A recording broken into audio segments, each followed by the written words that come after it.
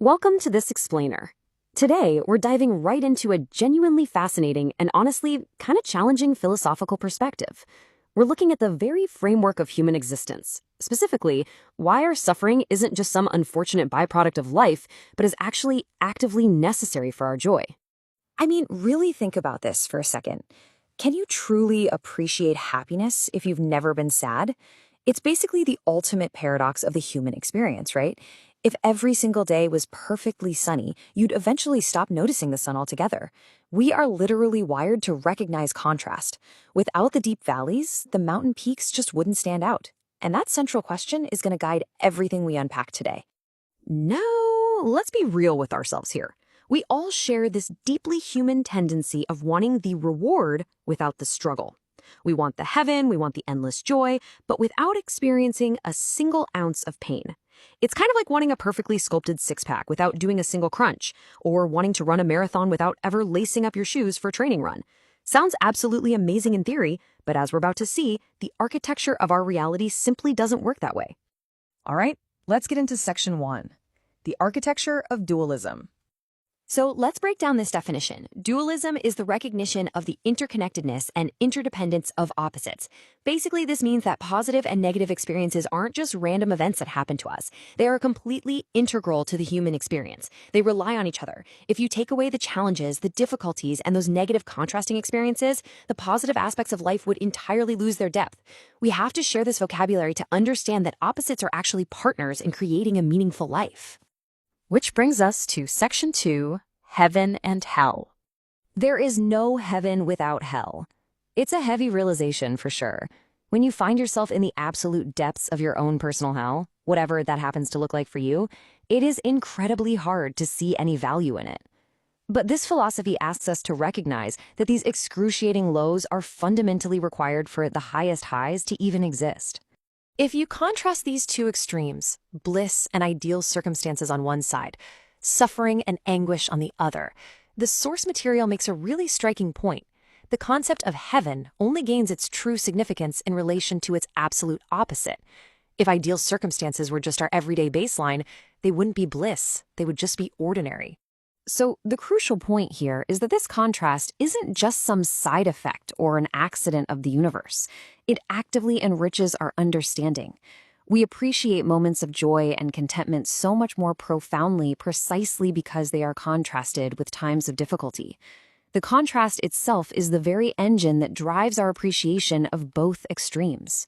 Moving from our external circumstances to our internal emotions, we have section 3, joy and pain.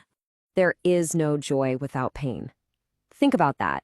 Our internal joy is intricately, permanently connected to our most sorrowful moments. You just can't separate them. The capacity you have to feel immense joy is directly proportional to the capacity you have to feel deep pain. They pull from the exact same emotional well inside of us. Think of pain as a dark backdrop on a canvas. You literally cannot have a vibrant, glowing light without deep, contrasting shadows behind it. Pain serves as that necessary background against which the bright, positive aspects of your life become visible and valuable. Joy gains its profound depth exclusively through its juxtaposition with sorrow. And because of this, the richness of our happiness is drastically heightened when it emerges directly from moments of difficulty. When you finally find relief after a really long period of sickness, or you find a sudden moment of peace after intense grief, that joy isn't just a mild positive emotion, it is radiant. It's overwhelmingly rich. The difficulty didn't diminish the joy. It created the very conditions for that joy to be felt so intensely. Now, let's see how this translates into tangible action in section 4, success and suffering. Here is our final anchor quote. There is no success without suffering. I want you to think about your own life right now. Picture your single proudest achievement. Got it? Now, think about the massive hurdles, the late nights, the rejections, and the stress you had to clear to get there. The success is inherently tied to the suffering you endured to achieve it. Success isn't some random lottery ticket. It requires walking a very specific sequential path. Step 1, you face adversity. Step 2, you persevere through that hardship. And only then do you reach step 3. Achieving meaningful accomplishment. You cannot leapfrog from the start directly to the finish line. The path to accomplishment is literally paved with hardship. So what are the actual requirements of success here?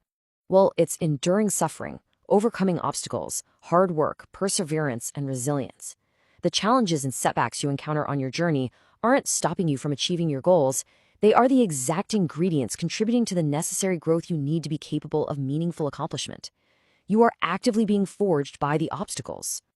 Let's bring all of this together in Section 5, Embracing the Full Spectrum. This is the core takeaway of this entire explainer. Both positive and negative elements contribute to the richness and complexity of the human journey. It is a package deal. If we successfully avoided all negative elements, we wouldn't be left with a purely positive life. We'd be left with a flat, empty, and frankly meaningless life. We need the full spectrum to experience the depth of what it means to be alive. By embracing this overarching theme, we realize that navigating life's challenges is actually highly productive. It leads directly to discovering deeper meaning in our lives. It builds unmatched resilience within us, preparing us for whatever comes next.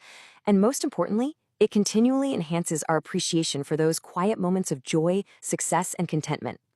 Embracing the full spectrum allows us to extract profound value from every single situation, good or bad. I want to leave you with this final thought to carry with you. Knowing everything we've unpacked today, how will you reframe your current struggles, knowing they are actively building your capacity for joy and success? The next time you find yourself in the dark backdrop of pain, remember that you are simply gathering the contrast needed for your next masterpiece. Thank you for joining me for this explainer, and keep embracing the entirety of your human journey.